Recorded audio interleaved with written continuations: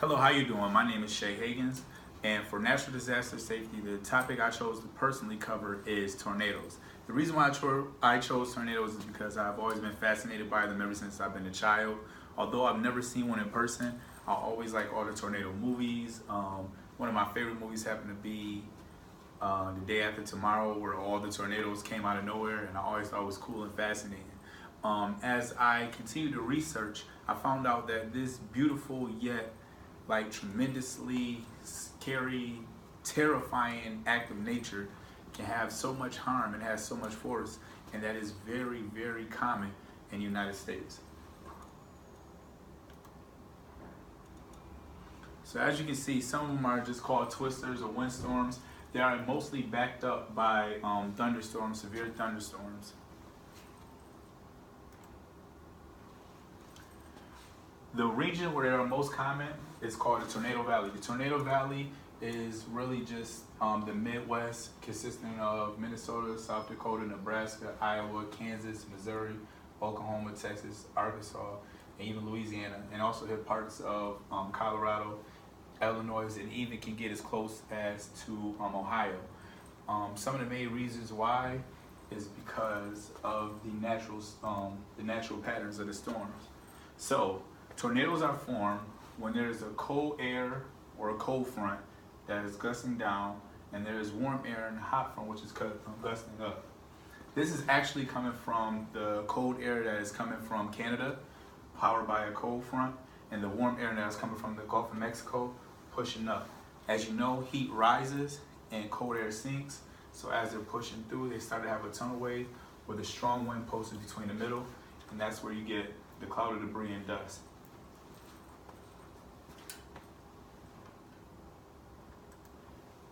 If you are ever caught in a tornado, they tell you that the main thing you should do is remember the acronym DUCK.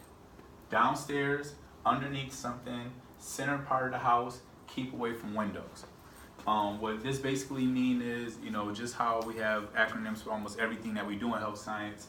In the event that you see, if you look out your window, you need to pay attention to the natural signs. So for instance, if you see dark winds in the west and you know that it's light in the east, that's showing that there's a storm pushing from the opposite way.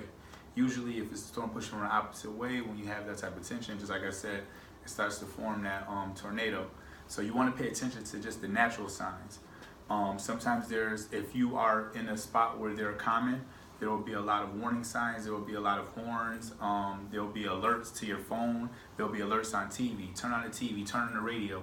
There should be different ways If you have an alert, you want to go downstairs in the basement, or sometimes they have tornado shelters which are underground.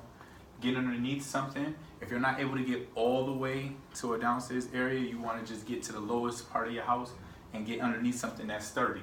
Center part of the house. You don't want to be next to a wall. You want to be in the middle of the room with maybe a table over your head, put some cover over you, something so that debris doesn't hit you when the wind starts to pick up and come your way, and keep away from the windows.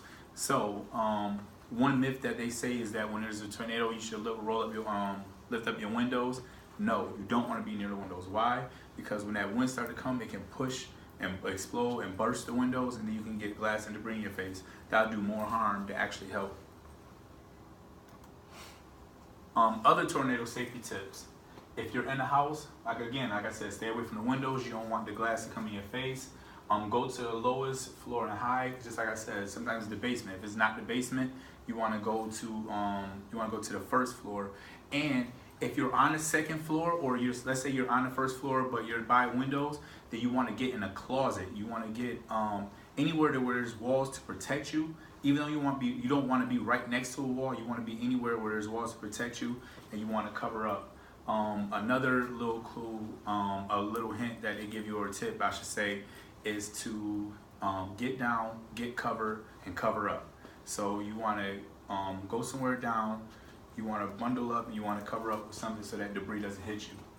If you're in a car and you happen to be driving along the road and you see a tornado, if you can't easily drive away from the tornado, you want to lie flat in a ditch and cover your head, and think about the safety tip first. Another thing that they said that I have researched is that they said that you should go at a 90-degree angle away from the tornado. So if you see the tornado coming away from you, you want to go 90 degrees. You want to go straight this way and straight up. You want to be 90 degrees so that you're out the way of the debris, you're out the way of the tornado. Again, you get off the side of the road. Usually the roads dip down because that's where the runoff come. You get near the ditch and you bundle up, cover your head. If you are in a mobile home, please leave your unit. If you are in one of those homes where they can easily just, pick up and sit down anywhere, that means that it's easy to get picked up and blown away by a tornado. They're not safe.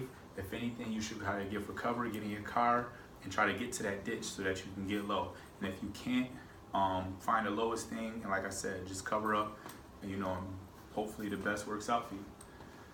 So that's my presentation, along with other safety tips and other research that I found is attached. Again, my name is Shay Higgins. Thank you.